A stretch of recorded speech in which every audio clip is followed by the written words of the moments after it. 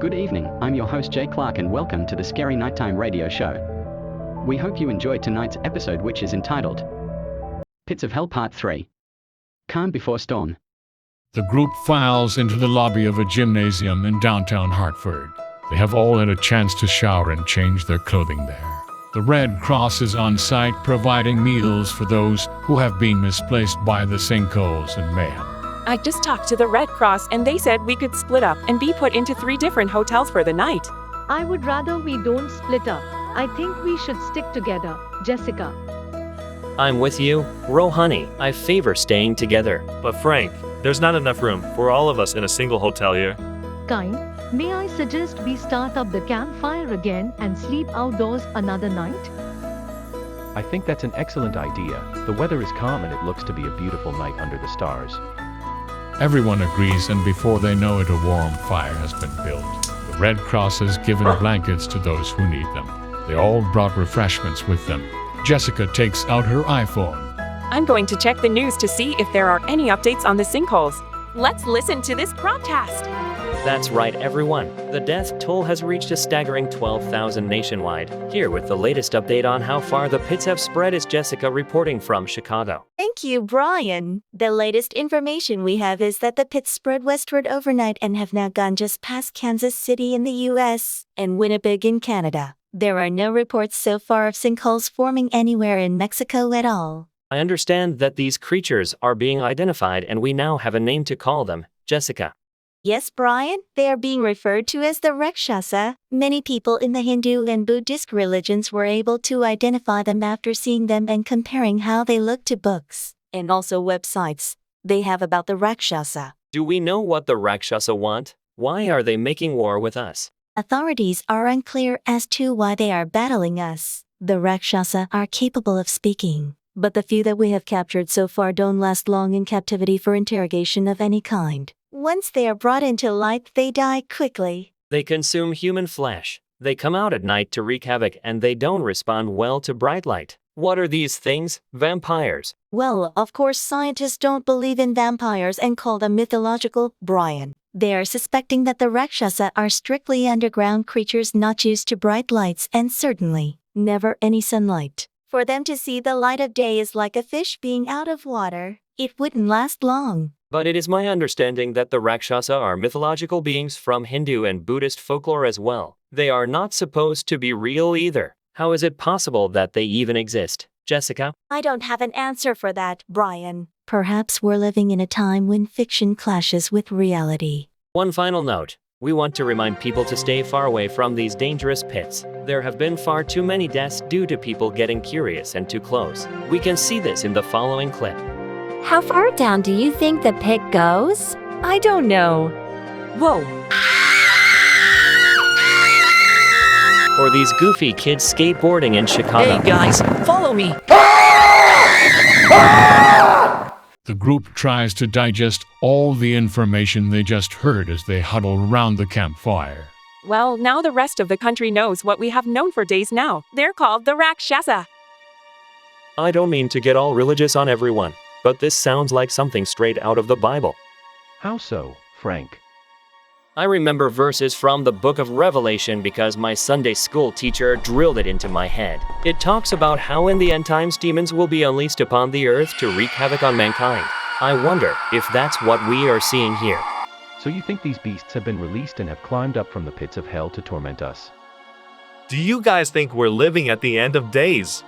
I'm just saying that anything is possible. You have to admit these are strange times we're living in. The Bible has warned us of coming catastrophes. Well, let's not get too preachy there, Frank. I tend to base things in science and what can be proven as fact. You don't want to rely on an ancient, outdated book to explain what is happening in today's world. Professor, I'm surprised to hear you say that after the extraordinary experience we both shared about 6 months ago. Oh, at last we get to hear your story, Jonah.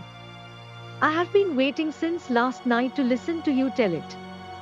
Don't forget that, Frank, and I also have our own paranormal experience to share around the campfire.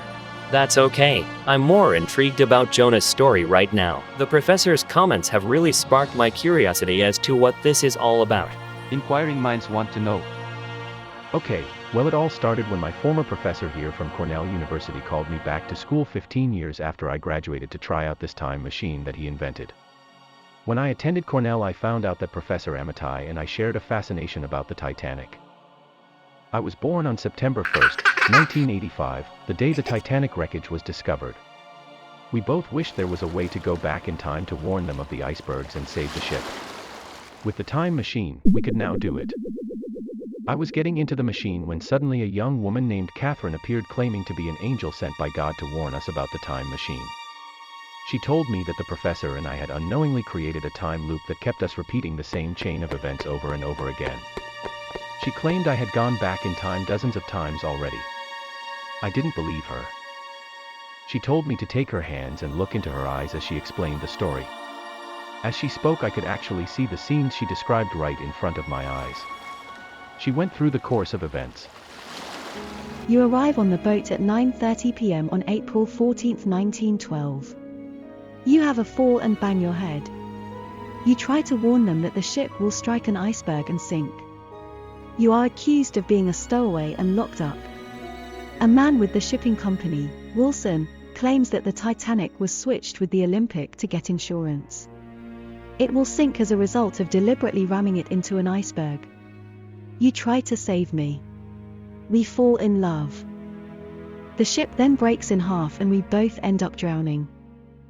I take the stairway to heaven, but because you haven't been born yet, no stairway is given to you until you have lived out your life, which means you must first wait to be reborn in 1985.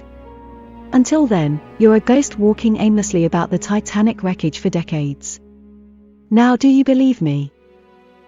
Wow, oh man, this is incredible. Yes, I believe you now. I've seen it with my own eyes. Each time you go back the same thing happens. It ends up with you drowning and then being stuck with the wreckage for decades and then being reborn in 1985. Then you grow up, meet with the professor, go back in time and do it all over again. So we must stop this time loop cycle now so I can get on with the rest of my life. We must not use the time machine again. Yes, you've got it. I understood then that the past could not be changed, unless God desired to do so. Oh my goodness, Jonah, that was a very touching story. You fell in love with Catherine. Oh my gosh, Fu, are you crying? No, I just had something in my eye. Thanks for sharing that story, Jonah. I haven't cried like this since the Titanic movie came out. That was an incredible story, Jonah, but I'm not sure I understand. Professor, you witnessed the same thing that Jonah did. How could you not be a true believer? Yeah, what do you think happens to us when we die? We just get thrown into a coffin and that's it. We exist no more. That's what I think, dude. I'm an atheist. Oh no, I don't believe that at all. I believe that what you call the soul is energy, and according to the law of conservation of energy, energy cannot be created or destroyed but simply transformed from one state into another. To deny this would be to deny a basic law of physics. So, you do believe our soul, or our energy as you say, goes on after we die? Oh, absolutely. The only thing that dies is the human body that our energy occupied while on Earth. I just don't believe in the common religious views of heaven, hell, angels, God, and the like. But Professor, how could that be? You met the angel Catherine, you spoke to her and saw her play out the scenes of me on the Titanic right in front of our eyes. Oh, I do believe she's from a higher dimension, to be sure. She definitely has otherworldly powers. I just don't believe in the angel from God mantra. But she said she was an angel sent from God. She told you what you wanted to hear, Jonah. She knew your Christian belief system and felt you would be most comfortable to hear it put that way. She came appearing to you as a young woman, but I feel she was simply a messenger from the next level that our energy reaches when it passes from these human bodies. When we die, we will ascend to her higher dimension, just not in human form. We will be something totally different altogether.